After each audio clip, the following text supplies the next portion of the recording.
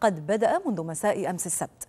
وتداول مئات الناشطين على الإنترنت أخبارا عن اختراق عشرات المواقع الإسرائيلية الحيوية، بالإضافة إلى اختراق أكثر من 19 ألف حساب على موقع التواصل الاجتماعي فيسبوك، وسط أنباء عن أن معظم الهجمات جاءت من كوسوفو وألبانيا والمغرب وتونس وتركيا وإندونيسيا ومصر والسعودية. انضم إلينا من القدس مراسل الجزيرة إلياس كرام. إلياس، يبدو أن الاختراق بدأ فعلا هناك في إسرائيل على مواقع التواصل الاجتماعي، كيف تتعامل إسرائيل مع هذا الوضع؟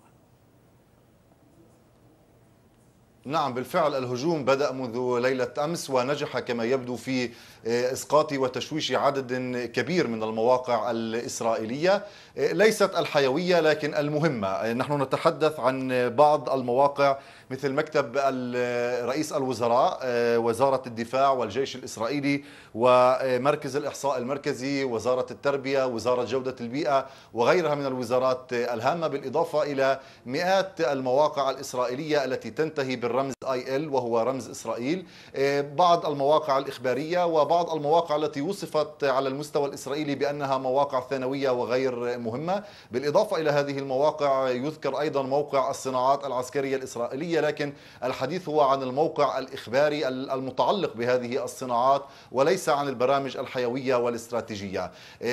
في إسرائيل يقولون بأنهم نجحوا بشكل سريع في صد هذا الهجوم. هذه المواقع سقطت وتم التشويش عليها لبضع دقائق، وتم تفادي ذلك وإعادة المواقع إلى عملها الطبيعي بعد دقائق معدودة، وهذا بفضل ما تقول إسرائيل إنه استعداد مسبق لهذا الهجوم. أعلن في إسرائيل أنه تم إغلاق كل المواقع الحيوية والهامة خاصة الاستراتيجية منها كشركة الكهرباء والبنوك الإسرائيلية أمام كل الوالجين من خارج إسرائيل، بمعنى كل من يحاول الآن الدخول من خارج إسرائيل إلى بعض المواقع الحيوية الإسرائيلية لا يستطيع ذلك، وذلك تفاديا لهذا الهجوم الذي قد يؤثر على هذه المواقع المهمة. في إسرائيل أقيم منذ سنوات كما هو معلوم مريم طاقم خاص يتبع لمكتب الحكومة الإسرائيلي، ويتبع أيضا بالتالي إلى المخابرات الإسرائيلية وإلى الموساد، وهو طاقم يعرف بطاقم السايبر، وهو يضم مجموعة كبيرة من الخبراء المختصين في علم الحاسوب وفي التصدي لمثل هذه الهجمات الإلكترونية. ووجود هذا الطاقم في مكتب رئيس الحكومة واتصالاته مع الموساد الإسرائيلي والمخابرات الإسرائيلية يدلل بشكل واضح على الأهمية التي توليها إسرائيل لمثل هذه الهجمات، وهي تضعها بشكل عام كأي حرب تقليدية، لأن مثل هذه الهجمات ممكن أن تؤثر بشكل عام على المواقع الاستراتيجية بالتالي التساؤل هنا كشركة الكهرباء وغيرها من المواقع. ما أقصى ما تخشاه إسرائيل من عمليات قرصنة وهجمات على مواقعها الإلكترونية؟ ما أقصى الضرر الذي يمكن أن تحدثه عمليات كهذه؟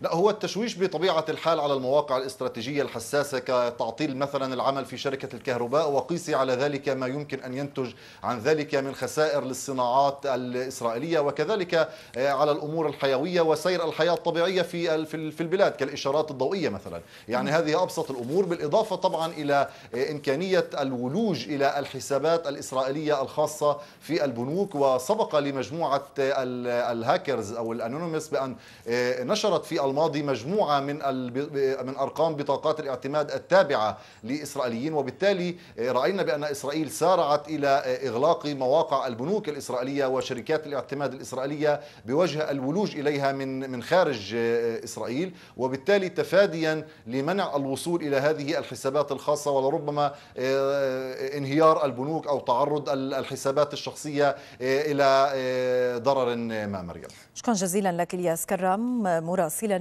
من القدس. الآن ينضم إلينا محمد صالح لإطلاعنا على أبرز صفحات موقع الجزيرة نت لهذا اليوم.